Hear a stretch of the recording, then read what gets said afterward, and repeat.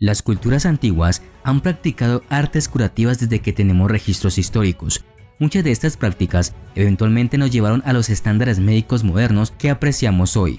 Aunque allanaron el camino para la medicina moderna, algunas de esas prácticas no solo eran contraproducentes y dañinas, sino que a menudo eran bastante extrañas.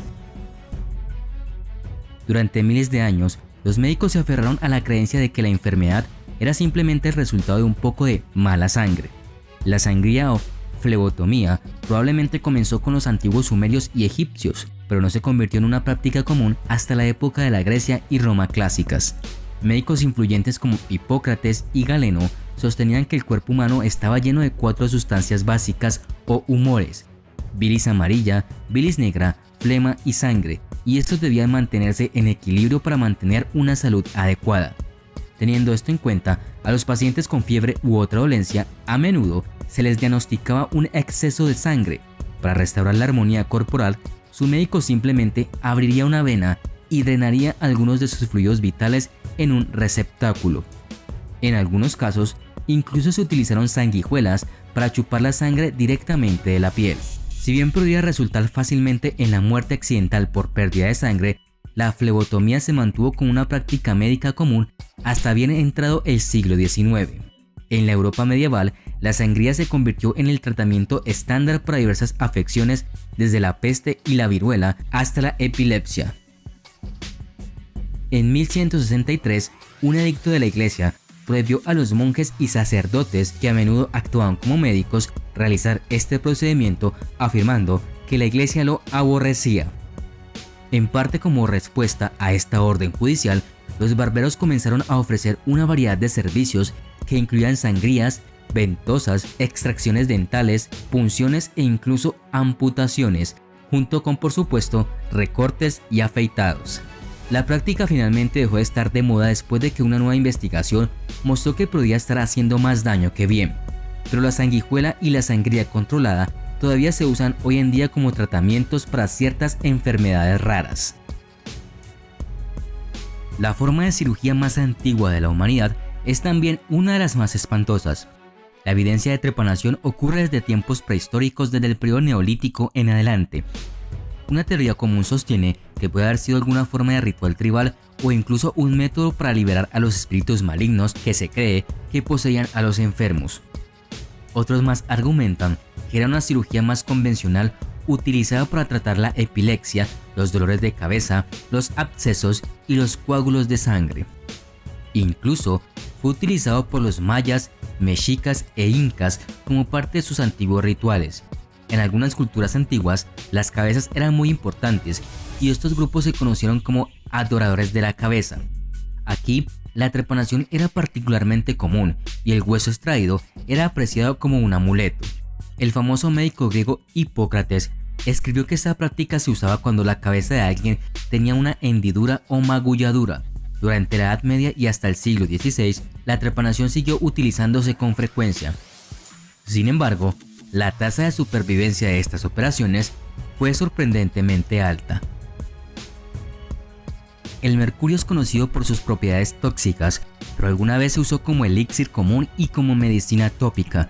Los antiguos persas y griegos lo consideraban un ungüento útil y los alquimistas chinos del siglo II apreciaban el mercurio líquido y sulfuro de mercurio rojo por su supuesta capacidad para aumentar la vida útil y la vitalidad. Algunos curanderos incluso prometieron que al consumir brebajes nocivos que contenían mercurio, azufre y arsénico venenoso, sus pacientes obtendrían la vida eterna y la capacidad de caminar sobre el agua. Una de las víctimas más famosas de esta dieta fue el emperador chino Qin Shi Huang, quien supuestamente murió después de ingerir pastillas de mercurio diseñadas para hacerlo inmortal. Desde el Renacimiento hasta principios del siglo XX, el mercurio también se utilizó como medicina popular para enfermedades de transmisión sexual como la sífilis. Si bien algunos relatos afirmaron que el tratamiento con metales pesados fue exitoso para combatir la infección, los pacientes a menudo murieron por daño hepático y renal causado por el envenenamiento por mercurio. Los antiguos egipcios tenían un sistema médico notablemente bien organizado. Sin embargo, las curas que prescribían no siempre estaban a la altura. La sangre de lagarto, los ratones muertos, el barro y el pan mohoso se usaban como ungüentos y aderezos tópicos, y a las mujeres a veces se les administraba saliva de caballo como cura para la alteración de la libido. Lo más repugnante de todo es que los médicos egipcios utilizaron excrementos humanos y animales como remedio para las enfermedades y lesiones. Según el papiro de Ebers del 1500 a.C., el asno, la gacela y el estiércol de mosca eran famosos por sus propiedades curativas y su capacidad para protegerse de los malos espíritus. Si bien estos repugnantes remedios pueden haber provocado ocasionalmente tétano y otras infecciones, probablemente no fueron del todo ineficaces. La investigación muestra que la microflora que se encuentra en algunos tipos de estiércol animal contiene sustancias antibióticas. La llamada medicina del cadáver fue una práctica inquietantemente común durante cientos de años. La medicina de cadáveres o canibalismo médico es el acto de utilizar partes de seres humanos fallecidos con fines medicinales. Esto persiste hoy en día en actos como el trasplante de órganos y las transfusiones de sangre. Sin embargo, en el pasado los cadáveres se usaban para una amplia variedad de propósitos médicos y se pensaba que podían curar cualquier cosa, desde hemorragias hasta envejecimiento y epilepsia. Una de las formas más populares de ingerir restos humanos para beneficio de la salud fue mediante el uso de momias o los restos secos de una momia. Los boticarios del siglo XII eran conocidos por tener una reserva de polvo de momia, un extracto macabro hecho de momias molidas saqueadas de Egipto. Mientras tanto, en la Inglaterra del siglo XVII, el rey Carlos II era conocido por disfrutar de un trago de King's Drop, una bebida reconstituyente hecha con cráneo humano desmenuzado y alcohol. Se pensaba que estas medicinas caníbales tenían propiedades mágicas. Al consumir los restos de una persona, el paciente también ingirió parte de su espíritu, lo que lo llevó a una mayor vitalidad y bienestar. El tipo de cura prescrita por lo general correspondía al tipo de dolencia. El cráneo se usaba para las migrañas y la grasa humana para los dolores musculares. En el antiguo Egipto, muchas personas que padecían dolencias comunes como dolores de muelas o dolores de oído encontraron que los ratones eran la mejor respuesta a sus problemas. Los dolores de muelas eran especialmente comunes en Egipto debido a la prevalencia de arena en su dieta. La arena se metería en casi todo, incluida la comida. Debido a la aspereza de la arena, esta desgasta el esmalte que cubre el diente, lo que expone los nervios y los vasos sanguíneos. Por alguna razón, los egipcios decidieron que los ratones muertos y a menudo enconados eran un remedio eficaz para este problema. Los ratones serían triturados en una pasta y aplicados al área afectada. Para dolores de muelas graves, simplemente se aplicaría un ratón muerto completo directamente sobre el diente. Aplicar tejido en descomposición a los nervios y vasos sanguíneos expuestos es una manera bastante buena de convertir un dolor de muela en una infección mucho más grave. Según los escritos de Platón e Hipócrates, cuando una mujer permanecía célibe durante un tiempo prolongado, su útero, descrito como un animal vivo, ansioso por tener hijos, podía desplazarse y deslizarse libremente por su cuerpo, provocando asfixia, convulsiones e histeria. Este curioso diagnóstico perduró de alguna forma en la época de los romanos y bizantinos, mucho después de que los médicos supieran que el útero se mantenía en su lugar mediante ligamentos. Para evitar que sus úteros se desvanecieran, se aconsejó a las mujeres que se casaran jóvenes y dieran a luz tantos hijos como fuera posible. Para un útero que ya se había desprendido, los médicos prescribieron baños terapéuticos, infusiones y masajes físicos para intentar forzarlo a volver a su posición. Incluso podrían fumigar la cabeza de la paciente con azufre y brea mientras frotan simultáneamente lociones de olor agradable entre sus muslos, con la lógica de que el útero huiría de los malos olores y volvería al lugar que le corresponde. La belladona, conocida originalmente con varios nombres populares, la planta fue bautizada Atropa belladona por el botánico sueco Carl Linnaeus. Eligió el nombre de atropa por las propiedades venenosas de estas plantas. La atropa belladona se usaba como anestésico para cirugías, las parteras la usaban para ayudar a prevenir abortos espontáneos y otros la usaban durante el parto para facilitarlo. Se decía que un ungüento aplicado tópicamente inducía un estado alterado o similar al trance que inducía al infame vuelo de las brujas que muchos atribuyen a esta hierba. En la antigua Grecia se utilizaba para el tratamiento de heridas, la gota y el insomnio y como poción de amor. Sin embargo, si no se hacía en las dosis adecuadas, seguía siendo extremadamente peligrosa y mortal. La antigua Roma era conocida por su innovación y la medicina no fue una excepción.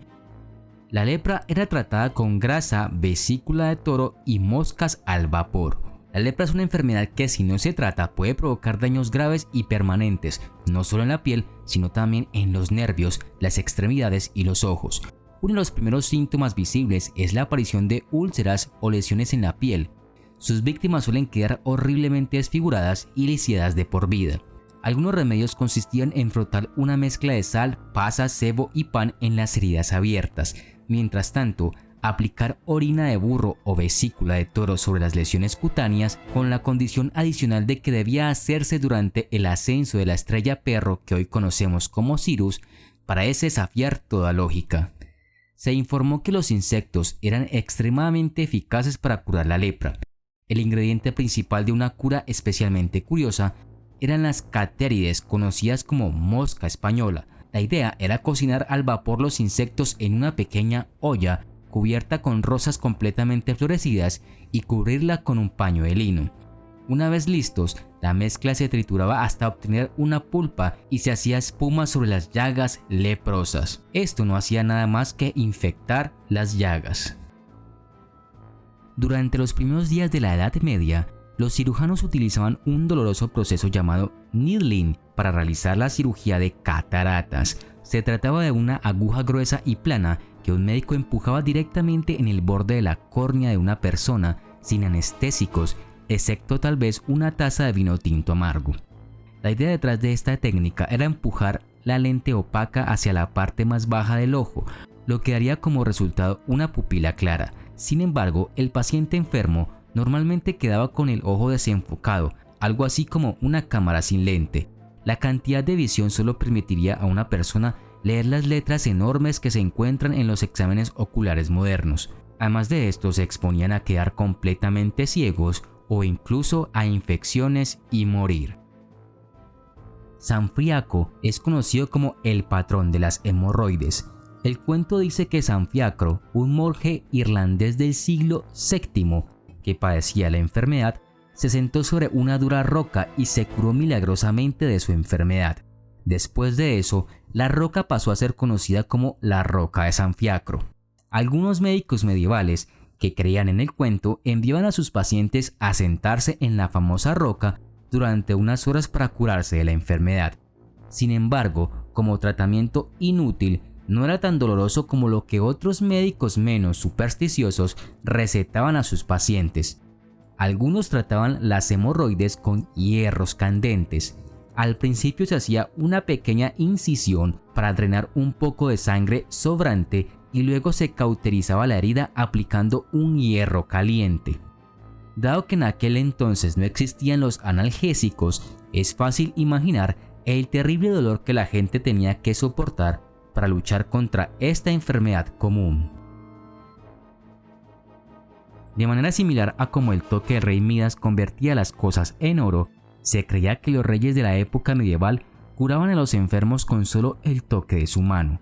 Apodado el toque real, el toque de un monarca se utilizaba a menudo como tratamiento para la escrofula. La escrofula o linfadenitis es un tipo de tuberculosis que afecta áreas fuera de los pulmones, provocando generalmente inflamación de los ganglios linfáticos del cuello. El toque real fue un tratamiento tan popular que la enfermedad llegó a ser conocida como el mal del rey. La gente hacía cola durante horas esperando el toque curativo mágico del rey. Se cree que el rey Carlos II tocó a 100.000 de sus súbditos después de realizar varias ceremonias al año durante todo su reinado. En el siglo XV, los monarcas comenzaron a distribuir monedas de oro que en su lugar habían bendecido. También se creía que estas monedas de oro tenían propiedades curativas y actuaban como un buen sustituto para los monarcas a los que no les gustaba mucho tocar los forúnculos supurantes durante todo el día. Cuando la reina Victoria ascendió al trono en 1837, la medicina estaba muy lejos de lo que es hoy. Desde la morfina para la tos de un niño hasta el aceite de lombriz de tierra para los hematomas, las curas que los médicos y farmacéuticos estaban proporcionando para mejorar a las personas nos sorprenden hoy en día. Algunos de los avances que hemos logrado en la medicina moderna pueden atribuirse, al menos en parte, a algunos de los descubrimientos hechos por los victorianos. El arsénico era uno de los principales remedios que recomendaba el manual para la anemia. Aunque el arsénico se conocía como veneno desde la antigüedad, los medicamentos que contenían pequeñas dosis de la sustancia se usaron durante mucho tiempo para afecciones que iban desde la sífilis hasta la anemia. En el siglo XIX, el arsénico se inhalaba en forma de vapores, se ingería, se inyectaba y se administraba en enemas para una variedad de dolencias. De hecho, muchas personas sufrieron síntomas como erupciones, malestar estomacal y dolores de cabeza por tomar remedios con arsénico durante la época victoriana. Para tratar a los niños en fase de dentición era cortarles las encías. ¿Por qué llora tu bebé? Los dientes están saliendo y las encías no los dejan pasar. Corte las encías para ayudar a que los dientes salgan de manera segura. Esta práctica comenzó en el siglo XVI, cuando un cirujano francés vio morir a un bebé al que le estaban saliendo los dientes. Se le ocurrió una teoría interesante. Las encías no permitían que saliera el diente y eso fue la causa de la muerte prematura. Es así como los niños eran sometidos a cirugías innecesarias que a menudo resultaban en una infección seguida de la muerte. Aunque la práctica quedó en el pasado, el término dientes cortados todavía existe hoy en día. Cuando Marie Curie y su marido Pierre descubrieron el radio, fue uno de los mayores hallazgos del siglo XIX. Más tarde, Marie murió de anemia asplásica gracias a su exposición al elemento durante toda su vida. Pero mucho antes de su muerte, el radio se consideraba una sustancia milagrosa que muchos comerciantes simplemente tenían que incluir en todos sus productos. Irónicamente, se creía que el radio tenía propiedades milagrosas para la salud, antes de que se comprendieran completamente los efectos de la radiación en las células humanas. Las empresas incorporaban radio en productos como pasta de dientes, chocolate y agua, todos ellos destinados al consumo humano. Esto continuó hasta bien entrada la década de 1930. Otros usos del radio incluyeron colocarlo en juguetes y luces nocturnas gracias a sus propiedades luminosas. También se colocaba en cosméticos que la gente se untaba por toda la cara, en almohadillas térmicas y en supositorios. Incluso se utilizó el radio para tratar la impotencia, que probablemente solo empeoraba. El radio siguió siendo parte de la vida cotidiana durante años y no se eliminó de todos los productos hasta la década de 1960. Por increíble que parezca hoy, esta era una forma popular de limpiar el cuerpo. Debido a la creencia popular de que una persona podría sentirse enferma y de mal humor debido a un desequilibrio dentro del cuerpo, la gente pensó que deshacerse de toda la maldad dentro de ellos ayudaría a curarlos. Con el objetivo de purgar el cuerpo de malos humores y malestares, se inventó la píldora eterna. La píldora en sí era muy pequeña y estaba hecha de un metal que ahora se sabe que es tóxico, llamado antimonio. Tragar esto induciría vómitos y diarreas severos, dando hacia el cuerpo lo que ellos pensaban que era una limpieza saludable. Peor aún, sin embargo, las heces se tamizarían para recuperar la píldora, que se comercializó para ser reutilizable. Después de un lavado, se volvería a colocar en el estante, listo para que la siguiente persona lo tomara cuando lo deseara. La época victoriana fue un periodo aterrador. Las posibilidades de supervivencia después de una cirugía eran tan bajas que los hospitales a menudo obligaban a los pacientes a pagar por adelantado. El concepto de higiene era completamente extraño, con alimañas e insectos viviendo junto a los pacientes en las salas médicas. Los cirujanos reutilizaron con orgullo las mismas herramientas manchadas y los delantales empapados de sangre en una operación tras otra. Hay relatos médicos que simplemente describen los gritos y las luchas de los pacientes contra el cuchillo. Los cirujanos de esa época eran más apreciados por su velocidad y ferocidad que por su habilidad. Uno de los cirujanos más renombrados de Londres fue Robert Livingston. Se dijo que podía desarmar la pierna de un hombre en 30 segundos. Durante una de sus operaciones más infames, se dijo que se movía tan rápido que accidentalmente le quitó los dedos a su asistente y cortó el abrigo de un espectador. El asistente y el paciente sucumbieron más tarde debido a una infección de gangrena. Fue la única cirugía con una tasa de mortalidad del 300%. La falta de anestesia convertía cada operación en una auténtica tortura. Los ricos se sometieron a una cirugía en casa con una tasa de supervivencia mucho más alta. Se puede ver por qué muchos pacientes a menudo evitaban la cirugía por completo a menos que su condición fuera realmente potencialmente mortal. La sangría. La práctica tiene 3000 años, pero se puso de moda en el siglo XIX. La sangría era la práctica de hacer una pequeña incisión en el brazo de la persona enferma. A continuación, se le daba al paciente un palo para que lo apretara hasta que se hubiera derramado una cantidad suficiente de sangre. Luego, la sangre se recogía en un recipiente debajo de la incisión. La idea era que cualquiera que fuera la dolencia que padecía la persona, se transportaba en la sangre. Si se extrajera suficiente sangre del huésped, también se eliminaría la mayor parte de la enfermedad. La persona entonces tendría menos enfermedad o toxina en su interior. La práctica debía ser realizada por alguien que tuviera experiencia. De lo contrario, el riesgo de desangrarse hasta morir era posible. La era victoriana es conocida por sus extraños estándares de belleza y los secretos aún más extraños para cumplirlos.